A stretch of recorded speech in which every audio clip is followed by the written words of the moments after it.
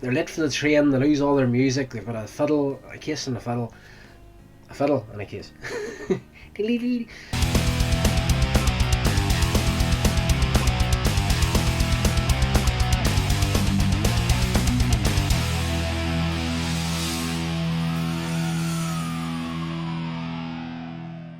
But we're back now anyway, and we're going to continue on with the Laurel and Hardy box set. So this one here was, forgive me, I'm just going to check the year it was made.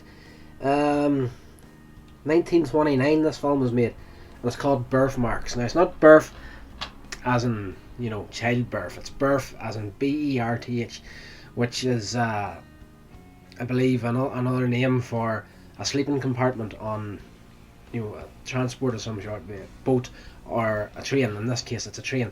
Now this film here, it's only about 20 minutes long, and if you've seen the last video on here, the Spanish version that Laurel and Hardy did of the Laurel and Hardy murder case, this short film was actually included in the middle of that there, and reshot, and Stan and Ollie did their own dialogue in Spanish, which was very interesting. But this film here, pretty much they're trying to get the gig, and they have to go to this place called Pottsville, and you know, at the very beginning, they're late for the train, they lose all their music, they've got a fiddle, a case and a fiddle and a case. But yes, it's the usual Laurel and Hardy formula. Like, Ollie's at the train station waiting for Stan. Stan comes up on the other side, there's a pillar between the two of them, and they're looking about trying to find each other, and you know, Ollie walks around one side of the pillar, Stan walks around the other side. The first few minutes is done, they get there, eventually they finally get together to get on the train, but you know, in classic Laurel and Hardy style, nothing goes right for them. Between dropping their music, trying to get lifted to get on the train in time, Ollie runs to the train, gets to the back of it, and there's this little set of steps to climb up onto the train, and Ollie gets up at the top step and he turns around and he's shouting at Stan, going, hurry up, hurry up, hurry up. And you know, the train starts off and he goes to step onto fresh air, flat in his face. Just typical slapstick comedy. Very, very good. Yeah, so eventually they get on the train, and you know, that's just one mistake after the other, and I laughed because they were going to the sleeping compartment. They've got a compartment in there to sleep in the trip, and as they're going through one carriage to the next, Stanley accidentally walks through a door, and this couple, and the wife is getting undressed. She screams and Stanley comes out and off he goes.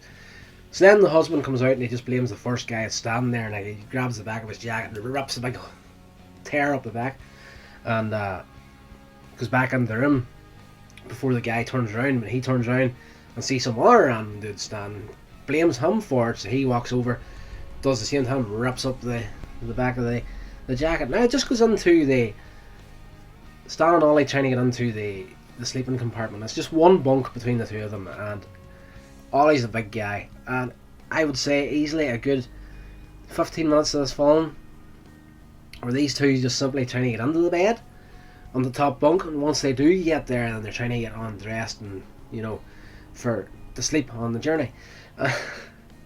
So they spend at least 15 minutes on that there, and it's just like getting tangled up in each other's clothes and whatnot, and it's just, I don't know, there's just something about Laurel and Hardy and the way they do things. It's just, I don't know, it's hard to explain. It's utter genius.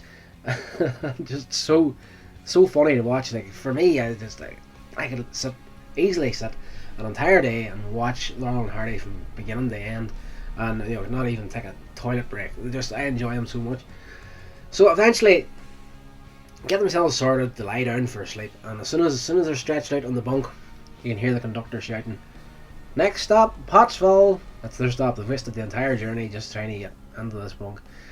So after that 15 minutes and the train's pulling in, we go back to the other carriage to see what's going on, and like every passenger in it, you're talking about 25 people, and they're all like tearing each other's clothes and whatnot, and one of the conductors, he's just like, in tatters from head to toe.